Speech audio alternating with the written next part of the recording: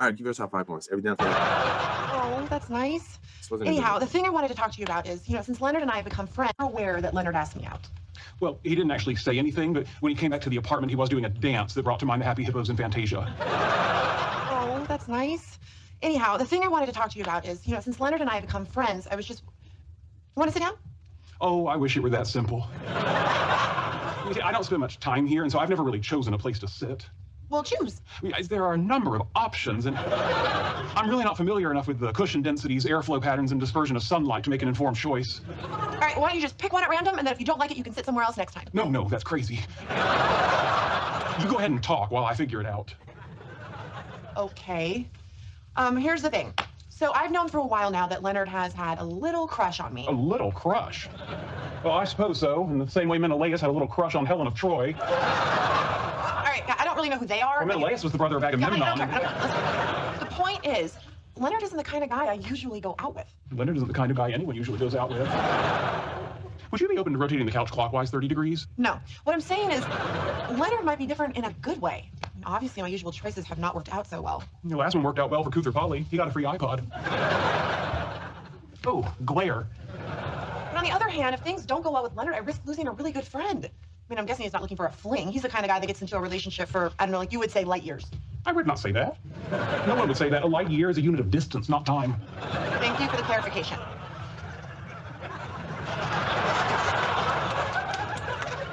Draft. You see, people hear the word year and they think duration. Foot-pound has the same problem. That's a unit of work, not of weight. Right, thanks. It's a common mistake. Not the first one I've made today. Okay. I think this will be my seat. Sheldon, do you have anything to say that has anything to do with, what I'm talking about? Well, let's see. We might consider Schrodinger's cat. Schrodinger. Is that the woman in 2A? No, that's Mrs. Grossinger. And she doesn't have a cat. She has a Mexican hairless, annoying little animal. Sheldon! Sorry, you diverted me. Anyway, in 1935, Erwin Schrödinger, in an attempt to explain the Copenhagen interpretation of quantum physics, he proposed an experiment where a cat is placed in a box with a sealed vial of poison that will break open at a random time. Now, since no one knows when or if the poison has been released, until the box is open, the cat can be thought of as both alive and dead. I'm sorry, I don't get the point. Well, of course you don't get it. I haven't made it yet. You'd have to be psychic to get it, and there's no such thing as psychic. Sheldon, what's the point?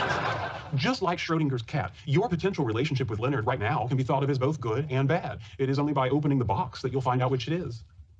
Okay, so you're saying I should go out with Leonard. No. Let me start again. In 1935, Erwin Schrödinger. All right, so that's a summary of Schrodinger's cat. All right. Oh, I think we're missing something. No. All right, so Schrodinger's cat. Here's how it goes.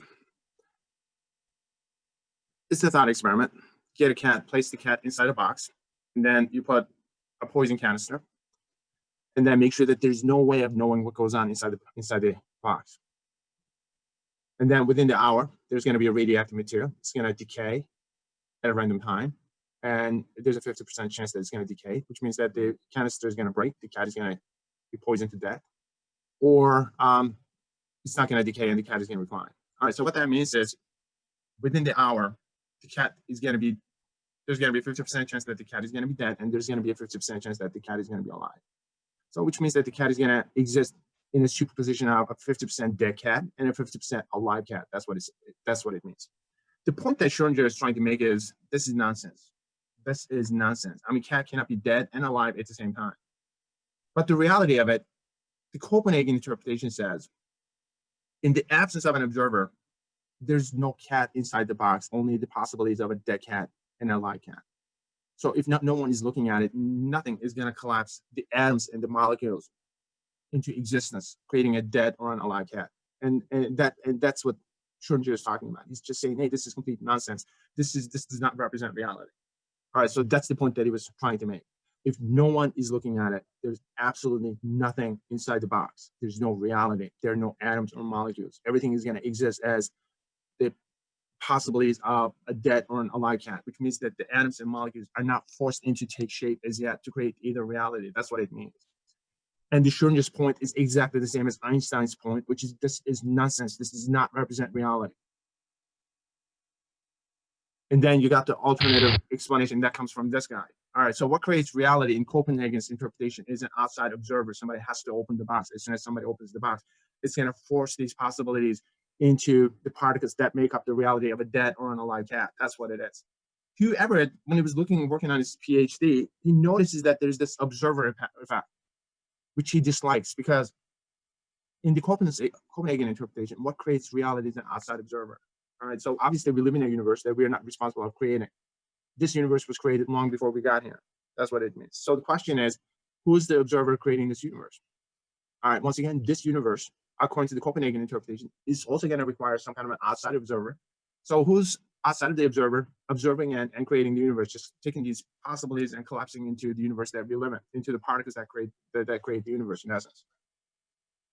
So Hugh Everett says, wait a minute, that interpretation doesn't make sense. So he comes up with an observer-independent universe, which means that the particles exist and the possibilities are not collapsing into the particles creating the universe, except every single possibility is going to create its own universe, independent of an observer. All right. So when you toss a coin, if there are two possibilities, in one universe it's going to be heads, in the other universe it's going to be tails. When you place a cat inside a box, if no one is looking, if there are two possibilities, in one universe the cat is going to be dead, in the other universe the cat is going to be alive. So these probabilities, the possibilities are not existing as waves, they just exist as realities, and each and every single reality forms in a different universe. So that's what it means. All right. So he takes the observer out of the picture. This wouldn't be a YouTube channel without a cat video, so without further ado, we present Schrodinger's cat. I'm sure you've heard some version of this famous thought experiment. You put a cat in a bunker with some unstable gunpowder that has a 50% chance of blowing up in the next minute, and a 50% chance of doing nothing. The gunpowder is Einstein's version, Schrodinger preferred poisonous gas. But whatever. So until we look in the bunker, we don't know whether the cat is dead or alive. And when we do look, it is either dead or alive. So if we repeat the experiment enough times with enough cats and bunkers and gunpowder, we'll see that half the time, Kitty survives, and half the time, Kitty goes bye-bye. The quantum mechanical interpretation is that before we look, the cat is in a superposition. It's both dead and alive. And our act of looking forces nature's decision. So our curiosity kills the cat. But what about the cat's perspective? Well, the cat either sees the gunpowder explode or not. So inside the bunker, we actually have these two possibilities. The powder explodes and the cat sees it explode, or the powder doesn't explode and the cat doesn't see it explode. There's no option, the powder explodes and the cat doesn't see it explode. So the cat's reality becomes entangled with the outcome of the experiment. And it's our observation of the experiment that forces nature to collapse to one option or the other. But we're like the cat too. Either the cat dies and we see it dead, or the cat lives and we see it alive. So who's observing us to force nature to collapse to one reality? Or do both possibilities happen in parallel within a larger multiverse? This collapsing to one reality problem is one of the biggest unanswered questions in quantum physics. So for Kitty's sake, can I have his answer, please? All right. So what's collapsing into reality though, guys? What's collapsing into reality? The reality is made up of atoms and molecules. Atoms and molecules only exist as possibilities. Those possibilities are the ones that are collapsing into the atoms and molecules making up the reality. All right, so in the Copenhagen interpretation, the conscious observer is the one that collapses these possibilities into the atoms and molecules making up the reality. In the Minimals interpretation, there are no possibilities collapsing into atoms and molecules making up reality. Atoms and molecules exist in every single possible state that they could, making up different realities. That's what it means. All right, so the Minimals interpretation takes the observer out of the picture. So that's the difference. Minimals interpretation is a lot more scientific than the Copenhagen interpretation that requires some kind of a supernatural being creating the universe, in essence. All right, so the source code is about 90% accurate to the Minimals interpretation.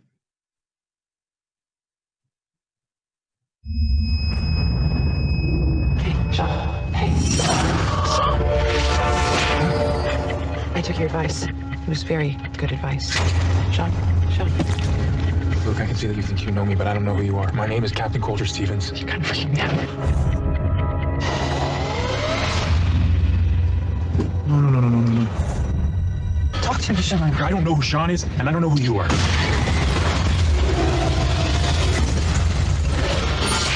Welcome back, Captain Stevens. Where am I? You are inside the source code. What is the source code? It's a computer program, Captain. Source code enables you to cross over into another man's identity in the last 8 minutes of his life. At 7:48 this morning, a bomb exploded on a train outside of Chicago, killing everyone on board. A man named Sean Fentress was on that train. He is now you. Think, Captain, remember back. Who bombed the train? I don't know who bombed the train. Then try again. Wait, no. So, what do you think? It's the same train, but it's different. We We've been informed there'll be another attack in 6 hours.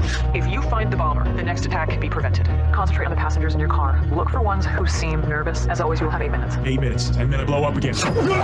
What would you do if you knew you had less than 8 minutes to live? I'd make those seconds count. I want to go back in. I'm gonna save her. You can't. It doesn't work that way. Christina is dead. She doesn't have to be. You cannot alter this reality while inside the source code. I'm asking you to have the decency to let me try.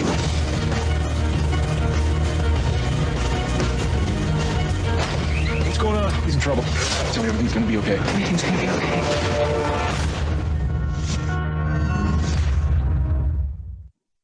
All right, guys, this is absolutely my most favorite time travel movie. At first, I didn't know this was a date movie, so my wife and I used to just go out seeing movies on Friday night. So I didn't know what I was watching at first, and they were having these discussions whether or not they were in a static universe or dynamic universe, whether or not you could change things, and blah blah blah. And next thing I know, wow, this is really really impressive. All right, so eventually, about 10-15 years ago, I was asked to teach a course in time travel. So I was very hesitant because I thought of this as science fiction more than reality. So that's when I came up with those 3 rules for time travel to become possible.